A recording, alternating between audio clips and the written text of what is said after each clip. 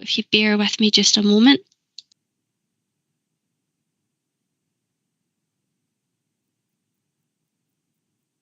Okay, the meeting is now recording, and I'll take the sedent for this meeting of the Clyde Valley Learning and Development Joint Committee held on the 9th of September 2024. I have apologies from Councillor Anderson. Councillor McTaggart? I've made it. Oh, thank you. I note your presence. Also present today are Councillors Brennan, McBride and Hamilton. We have a number of officers in attendance today, and I'll hand you back to the convener to commence today's business. The minutes of the previous meeting are on pages 3 to 6. I'm going to move the minute. Can I ask for a seconder?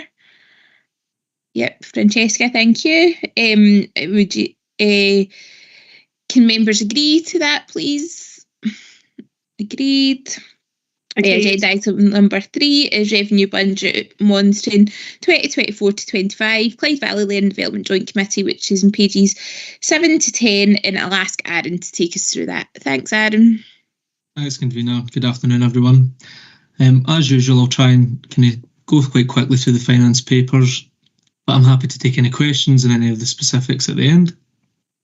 So the first paper is the Revenue Budget Monitoring paper for 24-25. And that is at period 5 of the financial year.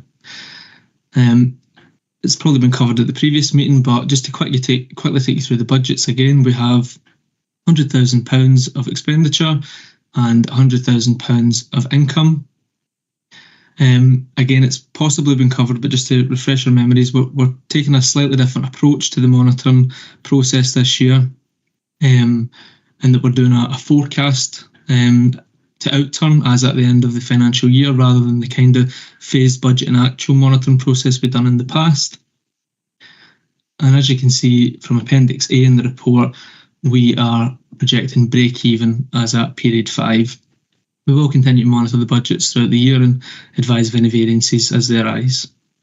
Again, happy to take any questions on any particular budget lines, but if anyone has any. Thank you. Has anyone got any questions for Aaron? Yep, Michael. Thanks very much, convener. Hi, Aaron. It was just a wee quick question on page 8, where I know you're saying sort of looking at break-even, but it was just on point 77.1. And correct me if I'm wrong here, if I've maybe misread this. It says that the committee revenue budget is that there is an overspend. Is that, am I reading this incorrectly, or is it? Can you just give me a wee bit of explanation on that, please? Thank you. Yep, that's fine, of course, thank you. I think it's really referencing the risks in that section. So the main risk associated with the Clyde Valley budget is that there will be, that there could be an overspend rather, and that through our monitoring of the budgets and weekly discussions, our periodic discussions with officers, we would look to mitigate that or flag that up as they arise. So no, there isn't an overspend projected at this point. It's just saying that that is the main risk associated with the budget. Right. Okay, right, that's fine. Thank you.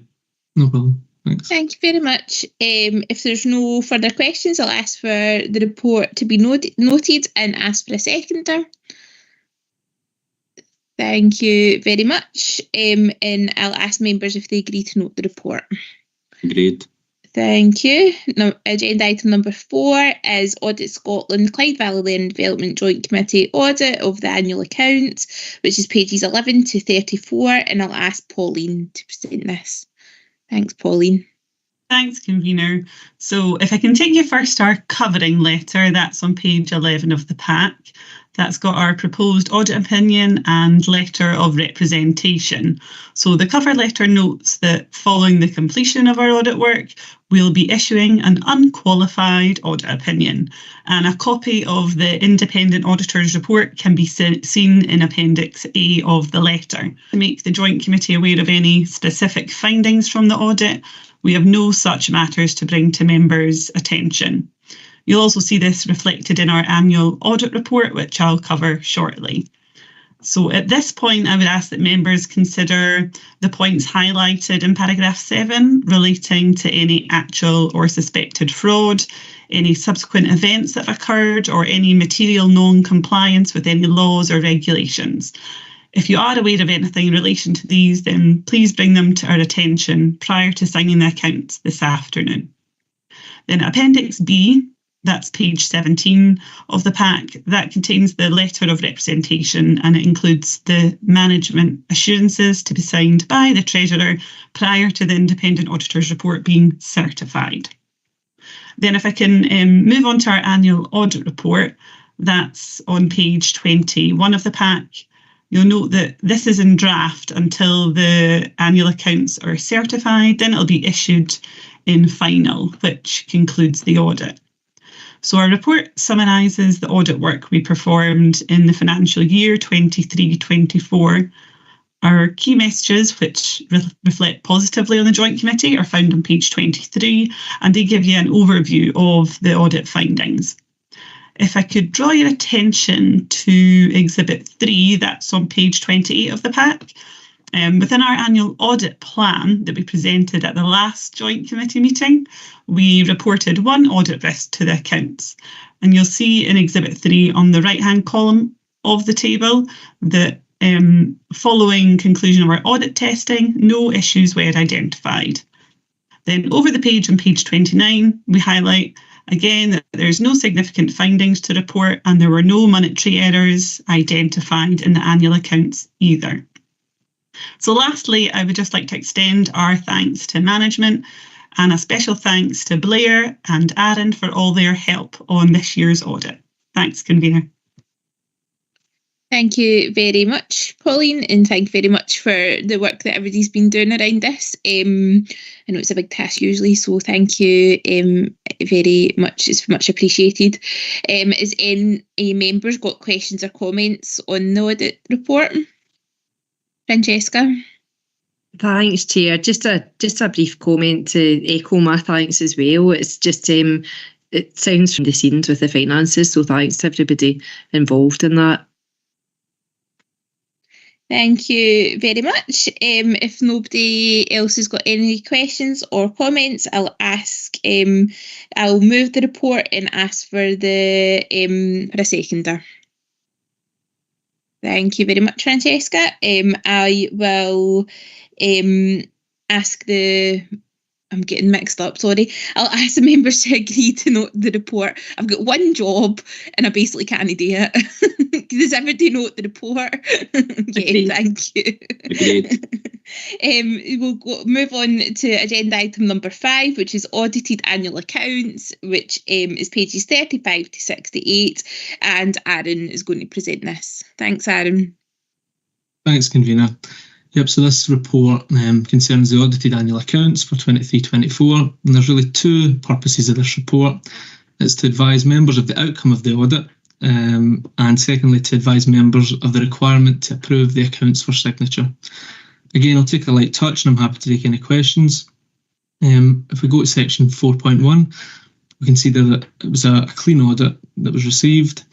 Very minor changes just for roundings and presentation, so nothing material has changed in terms of the content of the accounts.